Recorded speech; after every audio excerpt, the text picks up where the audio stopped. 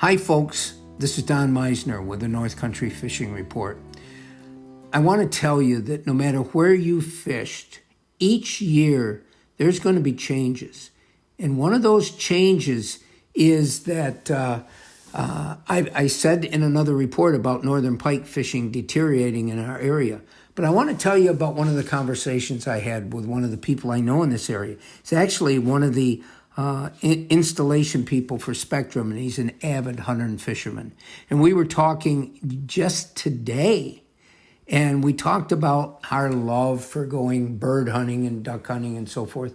And he brought up the fact, he started telling me about places in this area where I was very familiar with.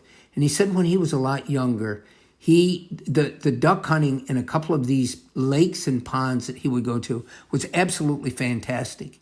And he said, now it's not good at all. The other thing that he said was that years ago, you hardly ever saw a wood duck in some of the regions that he hunted in our area. And he's hunting in the Canton and other parts of St. Lawrence County area. He says, but now there seems to be lots and lots and lots of wood ducks. Something that I remember back when my father and I used to hunt ducks all the time.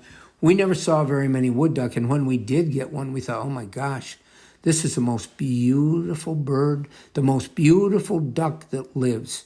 And I do think they are. Here's my point in talking about fishing. Whether it's land, whether it's under the water, whether it's animals, birds, or fish, all of these beings are subject to change because their environment is constantly changing. And there's certain things that can come in to make the fishing different, either better or worse, that we might not be able to account for or plan for. But I think it's important that we realize that the world we live in is constantly changing, and so is the fishing conditions. I think right now we have some of the greatest fishing I've ever seen. And I will tell you, the Grass River, I talk about the muskie fishing there. The muskies aren't nearly as big on average as they are out in the St. Lawrence. But that's a very, very unique and special fishery.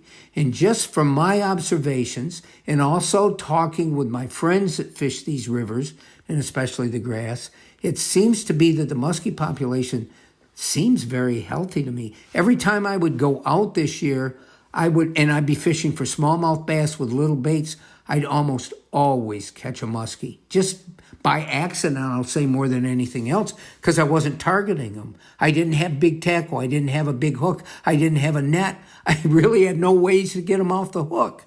But the important thing is there seem to be muskies in more places than I ever remember, and there seem to be more of them.